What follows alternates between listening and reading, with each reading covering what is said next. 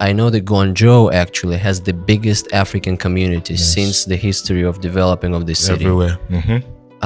Do you know when the people from Africa start migrating here to China? Because in life, everybody has their own destinations and goals and dreams. So some people came for study, some came for business, some just came with their family just to. Oh, I heard China is this. Let me just come and see. Nigeria, everywhere. I met a lot of people from Egypt and South Africa. And Congo, French speaking. To come to China, it's not like that. You have to go through a lot of things that the stress is a lot. You understand? For example, to go what? You mean to come immigration, here, the immigration, getting like the visa, the requirements and stuff like that. It's a whole lot of things. You understand? But do you know what is the main business that at least Nigerians do here? China is even cheaper to live in than Nigeria. Actually, no. It reminds me. I'm trying to make it correct, but there's a joke where a Russian and an American politician, they met. And then the American politician invited Russian and he was like, look, you see this 10-floor building? It's supposed to be 20, but I got some money in my pocket, so it's only 10 now. And then the Russian politician invited the American one and he's like, can you see the bridge? And he's like, no. He's like, right. I get the point. The really important thing I want to discuss with you, Hafrik App. Tell us everything about it. What it is, why you decided to start it, when it's going to be launched, and what the hell is that? What is going on? What is going on? Is it going to change our life? Yeah, sure, for sure. It is. What was the first question again? The first question, what it is. Okay, so Hafrik is a solution. I'll call it a solution because it is a solution. It's going to serve as that's one platform, a go-to platform where every foreigner in China should be on. Do you understand? So it's going to be that place where you find the right set of information you need, the right set of things you need as a foreigner, the right community you need as a foreigner. The one of the reasons why this is coming in existence is because everybody has faced one or two things in China before. Everybody, you have your own experience as lack of knowledge regarding a particular thing. Meanwhile, somebody somewhere has faced that thing before. Their online platforms, yeah. Like maybe Reddit and some other platforms and Twitter and stuff. But you see, these platforms are not built for us. There's WeChat groups, right? But WeChat group is not going to do, because some people even mute it. Most of the people mute. They're not even saying it. They're not even seeing those questions. I've been in groups where people are asking questions, real questions. I don't have the answer. People have answers. Weeks after, you see somebody replying to that thing that happened 1 week ago. Bro, that one don't go now. You understand? So one of the reasons why we start this platform is to create, you see this discussion we had now about foreigners. We should support each other. Exactly. Our businesses. That's one of the reasons. Our businesses, our dreams, our goals, we're all away from home. Do you understand? So if there is a platform that is built directly for those set of people, there is Facebook, there is Instagram, there is TikTok, there is everything, but they are not for us. So this platform is basically built for foreigners living in China to connect with each other. I'm in Guangzhou. I only know maybe a few people here. This area, I've never been there before. I don't even know something like this exists here. Do you understand? So you can imagine if there was a platform where you can even, flaunt your studio and how anybody that is interested, or if you're in Guangzhou, or I join a community in Guangzhou and I ask people that are there, oh guys, I need so thing, where can I go to? Do you understand? So those are the purpose of this platform. Yeah. I actually have it on my phone already. Yes. Olayemi shared a special link with me. Can you share with us when it's going to be launched, approximately? All right. So we are having a debate on some decisions, you understand, regarding, we are in China. and you know how it is. So we have to tread carefully as well. So we're having debates. Maybe probably we host in China or we host outside. You understand? So, and that requires some, which obviously cheaper to do here. It's cheaper, but you know why?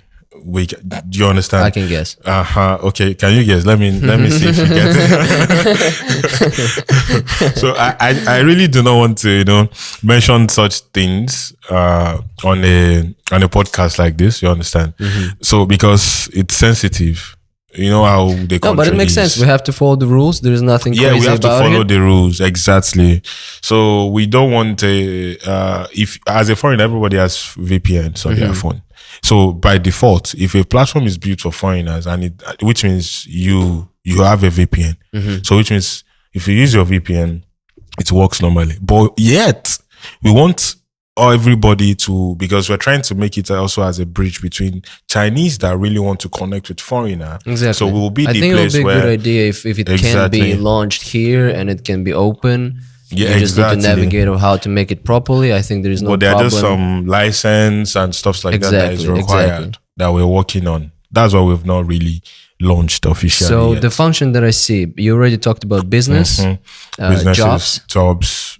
We have Hafrik Mall, we have communities, yes, and we have guide. The one that I really liked is events. Yeah, an event, yes. It will be really cool to see the concerts, stand-up. So you get to see the event that is going on as a foreigner that you can attend. And okay, let me just break down the features let me just break everything down per feature. Sure. The first one is guide and tips. We have a lot of people that need guidance. I've been here in this city like maybe 3 weeks now. The things I've understood here, I did not know them since I was in my city. So you see, that's a level of exposure, right? So you can actually also be exposed to information that you need as a foreigner with our guide and tips. You understand how to do this, what to do. Are you new in China? What are the steps you need to do? Things like that. So that's for the guide and tips. We have communities. Communities is where you get to join people that are related to your interest in different cities, your countries. You get to join the ones you want. You understand? And it's cool. It shows members. So, for example, I can see Tianjin 4 members, Chengdu 4 members. I know there's just beta. That's not the real numbers. Those not real numbers, but it will be cool to see the amount of people. So you can join the ones you want to join. So that's for communities. So we have businesses. So what we do in business pages is if you have a business, a trustworthy business, we don't just take any business. You understand? Or a business, even as a Chinese, because most people that register in our city are Chinese companies, maybe a bar, a restaurant, a club. They're already registered and they already put their infos and all. So if you're in a new city and you feel like, okay, where can I even go? Where can I go is different from where you can go as a foreigner. You understand? All these apps, they will show you where you can go, but most of these places they don't give you what you need as a foreigner. So anybody that is going to use our platform already understand that, okay, this thing that I'm getting here, a foreigner can be there. You understand? So we introduce, and we also try to support our fellow foreigners, you understand, that are doing businesses, because we need, okay, let me give an example. On WeChat, if you're selling something on WeChat and you're posting on your moment and I'm not your friend, you cannot see. I can't see, right? Maybe someone else is your friend. How is the person going to know that I need that product? Exactly. You are not, you don't have the privilege to put it on Tabao. It takes a while. It takes a different kind of process. You understand? Exactly. But if there's a platform that if I need something related to me as a foreigner and you do business, you can actually post. I think it will be really beneficial. That's very cool. Exactly. I mean, there are networks, events, and people doing meetups, but it's still around your community. If I can really have a business that, for example, I don't know, I create something, right? I make wine and I want to sell it, and I can connect to people who want to buy it in other city and make it so easy. That will be really cool. Exactly. So that's for the businesses, and we also have more. We have Hafrik Mall. Hafrik Mall is more like just a selling place where you can sell your things directly. You can buy your things as well. You understand? So we also have, and it also looks like a social platform. There's comments, likes, shares, something like that. Yes, we try to make it as relatable as possible. it's something everybody already understand. We all know how Facebook works. We all know how Instagram works. We don't want to do another TikTok and learn new thing. Yeah, you understand. So we try to do it as possible, as relatable as possible. You understand. And we have events. We all know what event does. We have what's it called? We have jobs.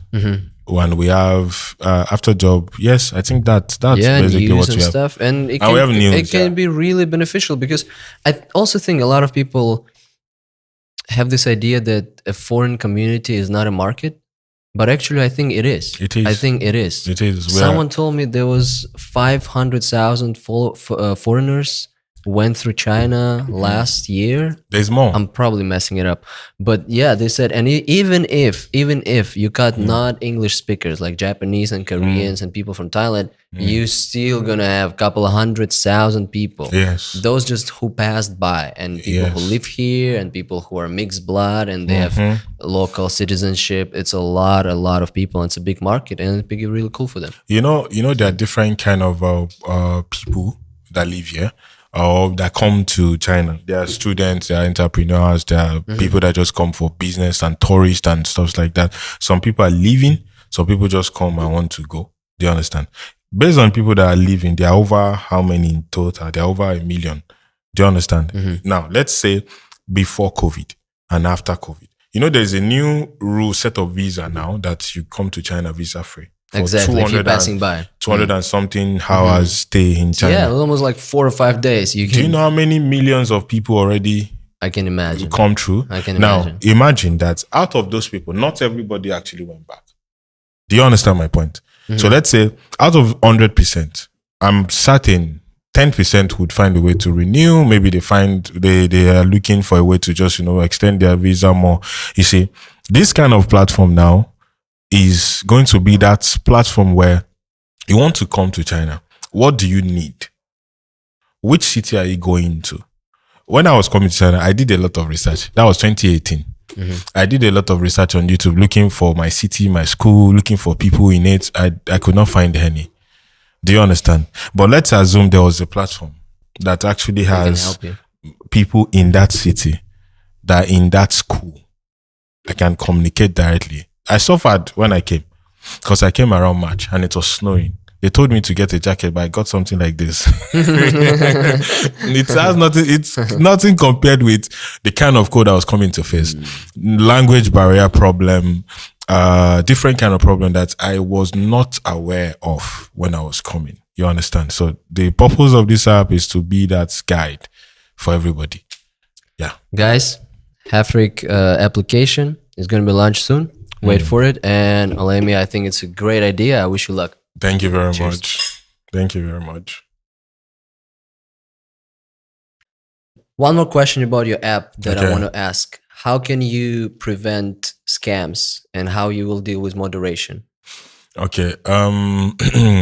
Based on the type of features we have, you understand, we put some measures in place to handle such situations. Okay, let me say, for example, now we're talking about businesses. Even in the Chinese apps and stuff like that, there are people that register on their platform as a businessman or woman or whatever, and they are not real people. You understand? Alibaba and stuff like that. Things like this are happening on those platforms. So we put into consideration all those platforms. Okay, so now on our platform we have a wallet system. So which means if you're buying or paying for anything, you're gonna be a third party. So this is how we plan to do it. There is a wallet system, which means you can fund your wallet, right? So now this is the trick behind. I'm saying behind tell work us all now. The backstage. Yeah. So when you fund your account, and you can also transfer money. I can send money to you from the app. You understand? So if I transfer anything to you or I pay for anything, the money doesn't go to you. The money goes to the app. The money goes through the app. Exactly. So until you now mark that maybe you ordered something and you received it, and you check that, okay, this product is good, this is original, before the money will be released to you. So in that way, we're able to curve this maybe somebody's coming selling a fake product or something like that on the platform. So anything you're buying there will definitely be authentic. And also there is a verification. There's always a blue tick. So if you see a business that has a blue tick, which means the business has gone through so different type of verifications, which means okay, it's legit. It's legit. You can do business with them. But some people are stubborn. That this is disclaimer now. Let me face the camera. Some people are stubborn. We understand that. They will register and then they would want to contact the person using WeChat. Give me your WeChat. Anything that is not done on our platform is not. We are not responsible for that because it is important you do all transactions on the platform. On the platform, so you can secure. So we can secure your money, your things and stuff like that's that. Good approach. So that's good approach. That's the way. What about moderation in terms? Okay, we deal with scams. What about moderation if someone just start writing or posting shit? Okay, good. And talking shit. Yes, we understand the country we are in. So we know that this is very important. So we implemented a system where if you say some certain things, if you use some certain words, it gets deleted and turned to like something like ... or it gets deleted. You understand? So we are strict on because we know where we are. So we have to follow the rules. You understand? So yeah. AI can help there, I'm sure. Analyze and monitor. We already implemented something like that. Immediately, even if it's a comment or a post or a message, anything that goes through our server goes through that system. So if it detect any inputer, any bad word or whatever it is you're saying there, bad government, it's crossing but it that out. sounds like a lot of work. A lot of work. You have to. How much money you have to put in it?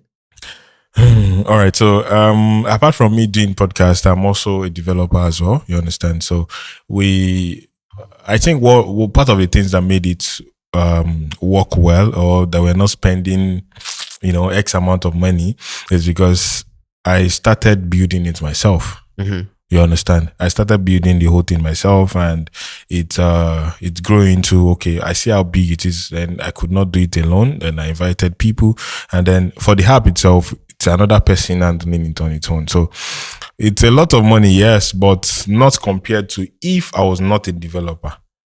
Okay, you're saving some money by doing part of the job yourself. Yes. But still, how much money it's required to start an app like this if you're a developer? Okay, if I'm going to get it as a contract, right? I'll give you a certain number of. I'll ask you what is the capacity. Let me explain. Facebook, when they started as maybe in a university or something like that, right? So now you see the capacity of that is different from when they moved from one university to two universities. So there's a server requirement for each and everything you're doing. So now Facebook has their own full server. So no matter the amount of people, they can handle it, right? So what I would ask you first is, what are you looking at? How many users? 1,000 users, 2,000 users. Right now we can take up to 15 to 20,000 without having a problem on our server. 15 to 20,000. Yeah, right now. 15 to 20. Now this app is able to do. It so can what's take the that. amount I need to invest At least if I want to get 15 to 20,000 users on an app like this with this amount of functions? Okay, you'll be paying up to 150 to 200k. 150 to 200k. Yeah, for a standard platform. Yeah. With the launching, with the designs, with the because I think App Store is also going to charge you some money it's not for free. Of course. Yes, and I heard that they're charging a lot actually. Yeah, they charge, and now they even implemented one new rule to charge every transaction. So the user gets to pay for the tax, and it's a lot. So if you're paying 2,000, let's say you're paying $100, you have to pay like 100 and something, maybe 120 or 140. $100 is for the platform, why the one on top of it is if I run ads on Facebook, on the Instagram, they're making cash. They're making a lot of money. So so we try to, sometimes we try to maneuver those things and not let the transaction be on directly on, when you want to pay, you have to like double tap and it scans your face. That one, you understand? We try to, make it not go through that medium, make it go through another medium entirely. So yeah, that's how we. But it's cool that you're a developer. Is that the thing you learned in the university here? It's something I was doing before coming here. I've been a developer from home. Where you came from? Nigeria. I want to ask you if there is a lot of, because I went to your channel, right? Yeah. And I see that most of the people you interviewed are from Africa. Yes. Most of the people, at least what I saw. Yes. So I can assume that there's a lot of people, there's a lot of Africans living in the city where you're from. Yes, lots. And I know that Guangzhou actually has the biggest African community since the history of developing of this city. Everywhere.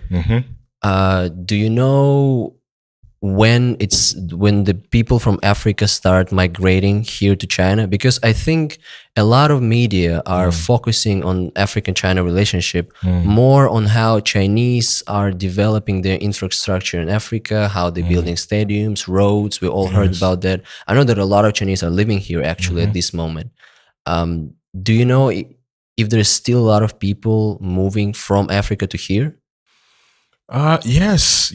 There are a lot of people coming in every day, especially here in this city, Guangzhou. What's the main purpose? What are these people doing here? Okay, so in life, everybody has their own destinations and goals and dreams. So some people came for study, some came for business, some just came with their family just to, I heard China is this, let me just come and see. You understand? So everybody came with different purpose and stuff like that. Yeah.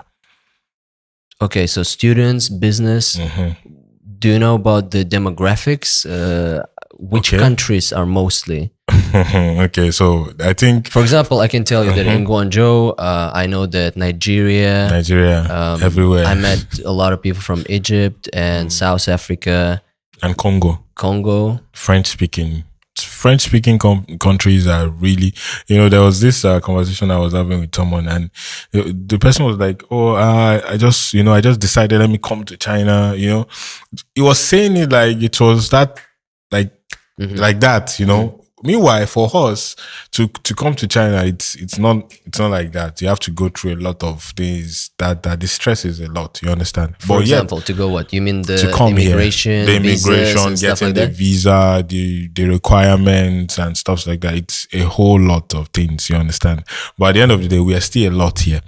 But I don't know, I've not been there, but maybe other countries, it's easy for them to just get Chinese visa or something like that. But the most people that are here are Nigerians. Nigerians are everywhere. We are everywhere. Even in Russia, I'm sure Nigerians are there. So Nigerians are everywhere. There are Congolese. There are Do you know lots why? of people. I'm curious why. Why it's Nigerians who are immigrating more than others? Yeah. Do you know what's it related you want to? the honest answer? Of course, always keep it real. All right. So the reason, I'm not going to speak for everybody. There are exceptions to everything I would say. You understand? Most people are here because they find it cheaper than every other. What's the word? Developed country. Anybody outside can argue that, but China is way, way, way cheaper than every other developed country, regardless of how they are personally. You understand? And apart from that, some came for some are students, some came for study, some came for business, some came because they are lost.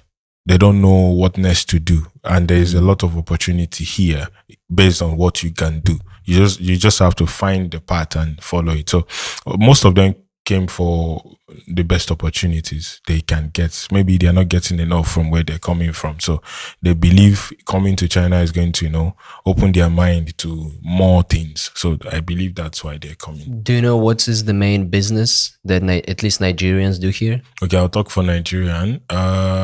Basically, we do trading. Shipping things from here because it's way cheaper here than back Trading home. is one thing I can understand, but do you know which goods exactly? What's needed most? Was it electronics? Power banks, clothes, shoes, everything is cheaper here than buying it in Nigeria, because even right now in Nigeria, I think there is increase in dollar rate and stuff like that. So buying things in Nigeria right now, you'll be surprised what you're wearing now is way more expensive times 3, times 4 than what you get it here in China. So you wonder that if a developed country sell this thing cheaper, and the one that is not really developed is selling it, more expensive. What's happening there? Sure, you understand. So meanwhile, think about it again. These people are well developed, and I have a friend that just left. He went to Nigeria and he's saying that, bro, China is even cheaper to live in than Nigeria. Actually, that's surprising. I never thought that China would be cheaper than Nigeria. Yes, it's cheap because when you have money in Nigeria, especially if you have Naira, you don't have money. That's the truth, because the conversion rate right now is not doing well. You understand? So people come here to get things, and then they send it back home. Do you understand? To sell so that they can make money and live their normal life there. So them coming here are for business and also for exposure. You understand? I know a lot of people that have started multi-million dollars company in Nigeria because of the exposure they get from China. Do you understand? It's a status as well. It's a status. You're doing business with China, it means a lot. Exactly. If you're on your homeland, everyone knows that this product so is if you're doing a business in Nigeria, or even in any African country, if you're doing a business there and you're just there, by God's grace, you can, it's okay. But you see, that thing, if you involve somebody, an external body, like an international person in your business, you understand? That's why people come here, make videos with Chinese people, do this with Chinese people. That, I'm in a factory now. What do you guys want? People will order. Trust, of course. So people order from that person. They want to know because, this person is not in Nigeria. This is not a Nigerian brand. This is not this. This is not that. That kind of thing. So that's basically it. How will people in Nigeria feel about Chinese are doing and being such a big part of the business and money industry in the country? Because it might be, when someone is having control over your economy so much, is it create concern of the influence that Chinese people have in your country?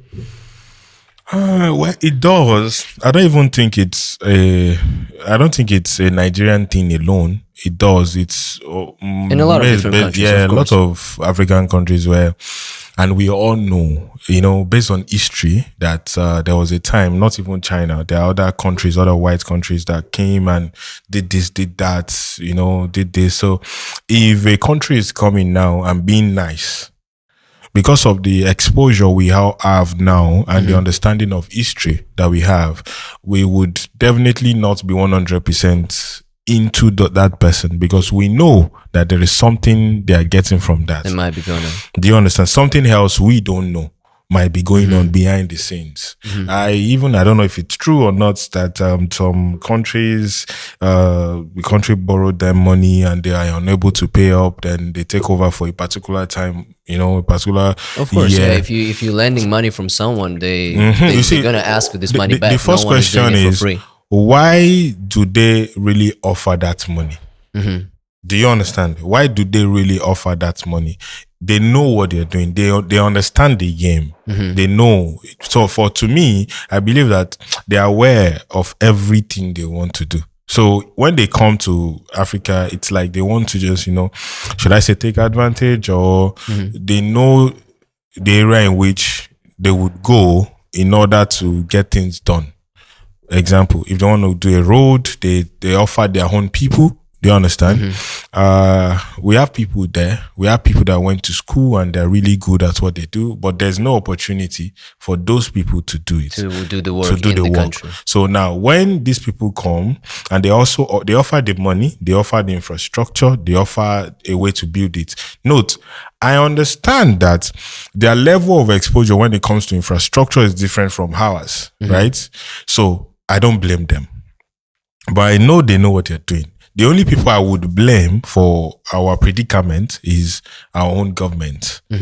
So because these people are the people that probably they are supposed to get some set of best students and, sponsor them to study and have more exposure than the ones we already have back home. Or maybe when these people come and actually building those things, they mix them with it. There's a kind of agreements we can have, okay, you want to come do this? No problem. Come and do. But bring so amount of people, we offer so. That is a working that's system. You understand? Diplomacy management. Yeah. So if assuming it's like that I'm not even talking about Nigeria alone now. I'm talking about, almost every other African countries because it's basically in Africa. You understand? If they are doing like this, it would be better. Because now people that are working with the people that has more exposure get to learn, and now their own understanding in that particular need goes up. So now when they want to build another one without those people, they can actually do something without them. But they already removed them from the beginning. So how do you want them to proceed? You see now where I said they know what their needs. They would want to be the one to, build the whole thing. So it's not possible for you. We are humans. We are humans. So it's not possible for you to actually be in a space where you just come and want to be like, oh, let me do this for you. Some people will take you. Some people will definitely oppose you. You said that the government is using, in Nigeria at least, they're using a little bit of their own people and the force that can come from abroad. What do you think is the biggest problem in Nigeria in terms of government right now? What can be improved? Okay, so I think it's an individual kind of thing, in the sense that if you are good at heart, you are good at heart. Do you understand? So if you're not, then you are not. There's no in between. So which means that if no matter the offer and you're really there for the people, you would do what is best. Regardless of however we want to complain about America, their new president, or any other working country, there is a price they are all paying. Okay. It's either you are this and you get this. We all understand. If you're living in the UK, the tax is huge. So now, but you see, there is something is working. There is a system that is working. Now, in most African countries, even with your tax, somebody is just eating it. Somebody is just, embezzling the money.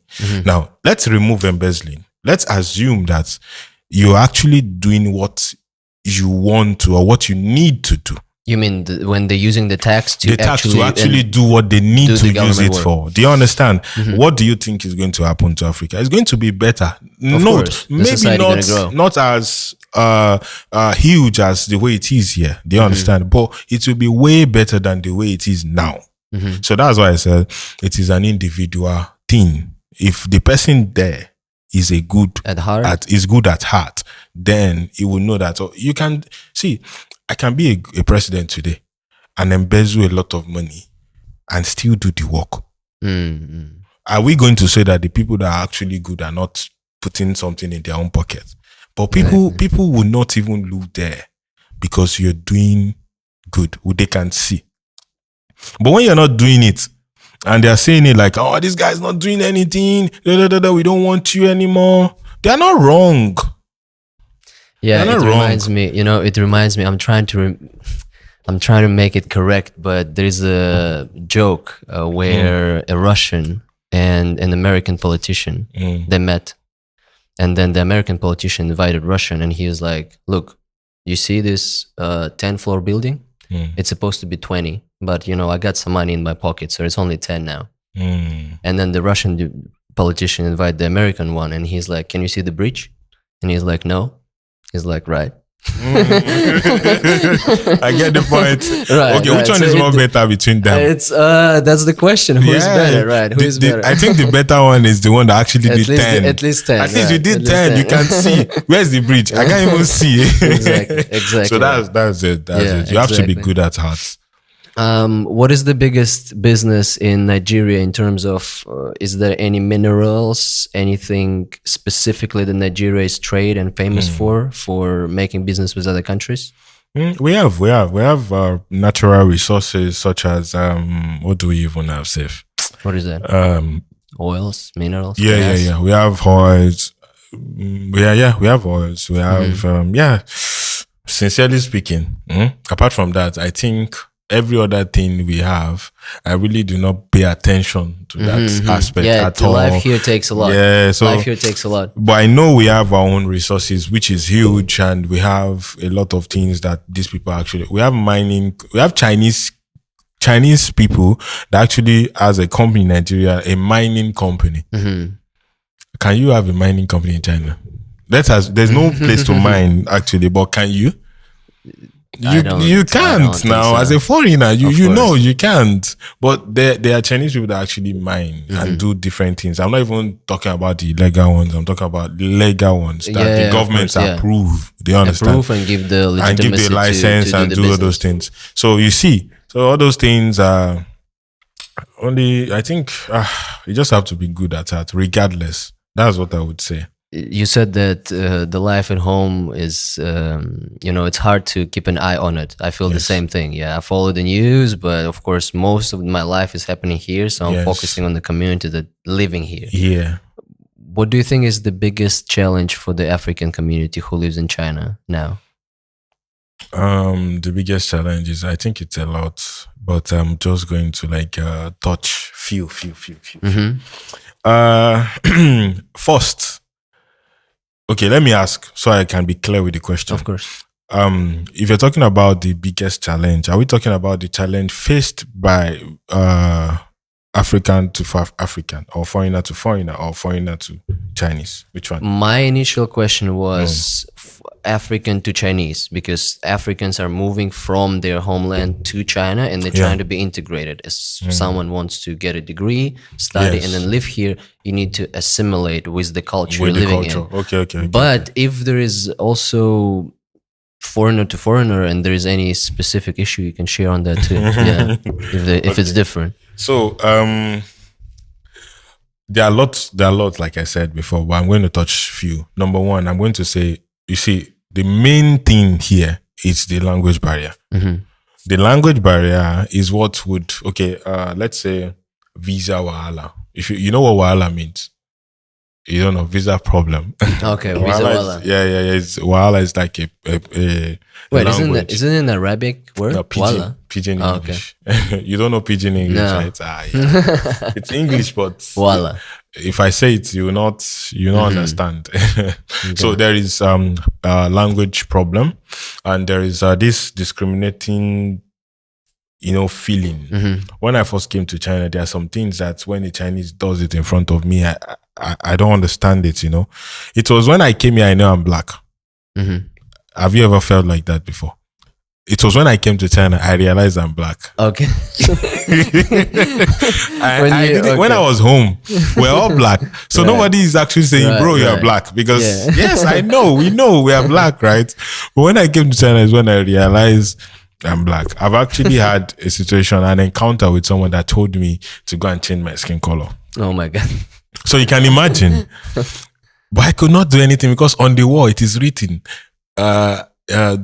fighting is prohibited. If you fight, if you win, you go to jail. If you lose, you go to the hospital. So I'm looking at the person like this, like, bro. Yeah, you have no choice. I just have to be quiet, right?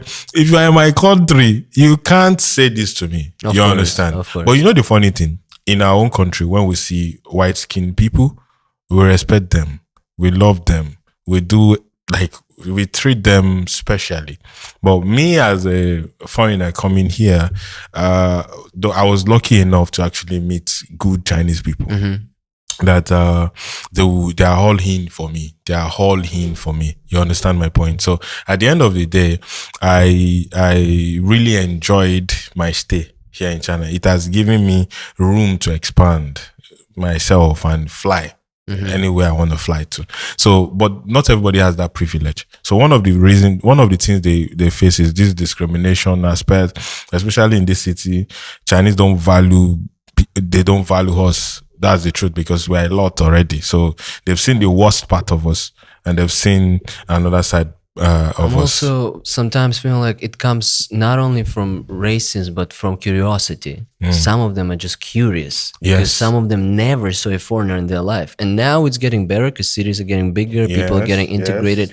But I remember 10 years ago, people were taking pictures with me. They were taking pictures with me, man. It's Even it till was- now, it you was- see people just take their phone like this. And they're already Exactly. videoing you. Yeah, I know. I get And that. I think it's curiosities when you see someone who is very different is just raising attention, Especially children. especially children, of course. Oh my yeah. God. Before I used to be like, what's wrong with this? But now when they tell me, oh my God, don't go around. You two, no, you two don't go around. Because hey, you say it to me, I say it back to you immediately. So you know how it feels. But the thing is, at the end of the day, there's something I always say. If we understand love, love supersedes the color of your skin. We all have red blood. It's not like you being a white person, you have green blood inside you. No, we all even have, if the blood is different. so we should Even just if the blood try is different, to we're all love people. each other. We're all people. We have to Yes. love each other, and we have to Exactly. create community. Exactly. And it's good how we start this conversation from talking about the debate. Yes. I think that's what divides people a lot, the opinion. It's not even, and I think really our generation problem is going to be not a skin color and not how much opinion. money you have. It's opinion. I believe left, you believe right. And you know the funny Red thing and blue. about opinion is that in most cases, both of them are right, because you as your tribe and everything, you have your beliefs. I respect or I fear people that act based on belief more than people that actually act based on what they learn in school or what they see. Let me explain. Let's say there are some set of people that believe that they can wear a bomb on their body and go in the midst of people and press this, and then they get blow up, and they believe that when they die, they get an X amount of virgins and stuff like that. Now, you see, that's belief. That's the highest level of belief. Tell me how much you can actually pay somebody to do that in real life. Like somebody... No, it's how you have to believe it. It has to Someone be a have to really belief. believe in it. Exactly. So the problem we have mostly is that it's what we believe in. So what I believe in, my upbringing, what I understand about life and all those things is what's going to shape my decision making. So if I'm here and I'm telling you this table is brown because or let's say this table is made from a cow. You know, probably in my country they actually make it from a cow, but in your country they make it from trees. You understand? So you see, you are right and I'm right, but who's going to bend? Should you bend for me? Should I bend for you? I think the truth is somewhere in the middle. But who is going to actually say, okay, I believe you? I don't want to hear that. I think that's just basically what the problem is. What we are debating on, it's based on our belief, what we grow up to be. You understand? So that's my And take also on that. accepting someone else's side. As like you said right now, sometimes people, they're just going to fight till the end, even though when they realize that what they believing or what they thinking might be not right, and it might change or altered by someone else's opinion. I see this in people, they're gonna fight till the end. No, because that's what I believe in. I'm not gonna change my They're not opinion when gonna there's break. like obviously made of wood. Right. Yes, because nobody. The truth, like I said before, everything is just based on belief. You believe that you cannot break as a man. A man should not do this. A man should not. Something bad happened to somebody, and he's a man. And you're telling me you're a man. Don't cry. Did I forget that I'm a man? Before being a man, I was an human, not a woman. Like human. You understand? Then I'm now a man. I'm an human first. Then my gender is a man, right? Exactly. Okay, so because of my gender, I should not cry. Don't I have emotions? You see, that's a belief, right? But meanwhile, the truth is that let it out, because look at the prisons, look at the correction centers, look at all those people that are being sentenced. You know, most of them are men. Why? Because of the belief of the society, the belief, the narrative that a man, you should not do. So belief has done a lot of more damage in the whole system. But the than question is normal. now, should we teach anything and make people believe in something? I think Because as you said with an example, right? Men shouldn't cry. That's a good one, because my parents were also teaching me, men You should not cry. cry. Yes. So, but we do have emotions. I also believe it's Yes. all right. Yeah, it's all right if you cry. We all have that. But how you define which belief is good and which belief you should follow and which is actually is just the society pressure. Okay. I like the direction in which the conversation is going. Is it okay if I go into religion a bit? Of course, yeah, of course. Are you Christian or Muslim? I you're in the was middle? not. I was raised by a Muslim family, but I would say that now I'm more of a centrist. I believe that there is some energy that's everywhere surrounding us, but I can't say that it's one God that I can stick to. Okay. Okay. So you see, based on your question, it's more like when they gave birth to us from birth, we did not get the chance to choose which religion you want. You did not get to choose your parent. You did not get to choose a lot of things. You just woke up and saw that, oh, I'm a Christian. It is not by choice. Now, I have this person back home. Is like a cleric. He prays and all. Do you understand? I know him, and he does both Christian, Muslim, and normal traditional worshiping. Wait, he's preaching in. He preach. He does everything. Muslim and Christian. Yeah, he does the two. He knows what even me as a Christian don't know in the Bible. Do you understand? Now, but there's one thing they always preach: love. So now, see, this fact of you are raised like this, you did not have a choice. So I believe, or I wish that there's actually a point or a point on a particular age where we should all get to, and we should get to choose what we want, not the one that our parents laid for us, because their lifetime and the whole thing during their own lifetime is different from ours. Do you understand? So if I'm born into a Christian home and I grew up to understanding that, I don't think Christian is for me, it's Muslim, I should be able to go for that without thinking that my parents would disown me. Do you understand? You should have this opportunity, of course. You should have this opportunity. You have the opportunity of choice. So to answer your question, there should be an opportunity of choice. If there was an opportunity of choice, the question would not even exist. Because you can choose. Because you can choose. You just have to train them. See now, in life, in education, I don't know. I don't know in your country, right? But when we're growing up, there is nursery school, there is primary school, and there is secondary school. Now, in nursery school, you don't have a choice.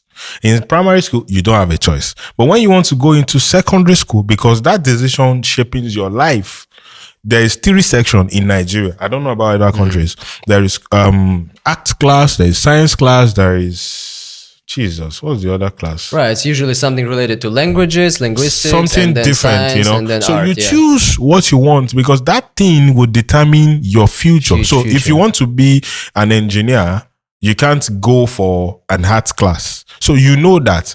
And now, before they get to that level, there is a study that made them understand, I want to be this in future, which means this is what I have to be.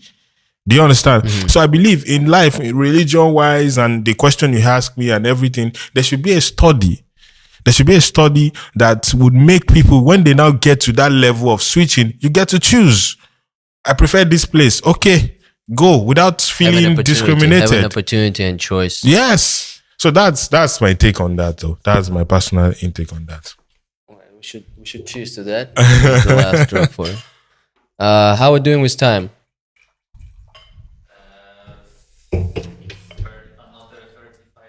Wow. Are we going to break this into part 1 and part 2?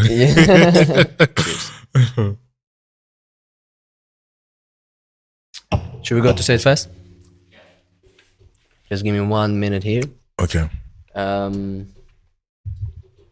was a nice conversation about religion. I liked it. Have a choice. And also it's a perspective, right? My friend asked me a really good question. He was like, because we also start talking about beliefs and perspectives of people. And he asked me a question: hit people in the face, is it good or bad? And then I realized that there is something towards this question. So I stumbled, I started getting back, and he was like, of course you will say no. But if someone attack you on the street, You do that. The choice is obvious, right? So it all depends on, do you have a choice, and what's the context of this particular situation where it happens. So it's same thing. It's not one standard way or not one standard belief that you always have to stick to. Yes. So Olayemi, the last thing we do here called Say It Fast. Okay. I'm gonna ask you. It's a tradition. Okay. I'm gonna ask you a series of questions. Okay. You have to give me the first answer that pops in your head without much thinking. Okay. I'm not even thinking right now. So let's go. You ready? Let's go. Would you work for free if the company is your dream job? Yes. Have you ever steal something from a shop? Yes. Why the sun is hot? I don't know. Why the ocean is blue? Because it should be blue. Self-control or self-satisfaction? Control. How many oceans are there? How many what? How many oceans are there? Oceans. I don't know. How many countries are there? I don't know. Have you ever dated two girls at the same time? Yes. How old will you be in 2045? That's too much math right now. What's the capital of United States? I didn't know we are coming to this. Skip. Okay, good. And the last question. Okay. This one you can take slow. Okay. What is the purpose of life? Purpose of life. In my own perspective, right? Of course. I think the purpose of life is, apart from reproduction, which is the default rules, go into the world and multiply. Apart from that, it's love. Preaching love. Preaching love. Yeah, preaching love, loving each other, and everything love does, though. You understand? I'm not talking about the romantic love right now. The love I will have for a brother that is doing well, genuine, and support the person in my own little way, and it's not affecting the relationship or me. When you have a friend and your friend is doing well, as human, sometimes you will feel some kind of way, genuinely, truly, you feel it. But because of the love, you understand, you can extend your support and prayer or whatever to the person. So I believe the purpose of life should be preaching love. Preaching love. Yes. Olayemi, that's a beautiful way to wrap it up. Thank you for joining us today. You're welcome. Usually we cheers, but we finished the wine already, so there's nothing left, man. I hope I didn't fail in the fast answer and all, right? Good. Oh, damn.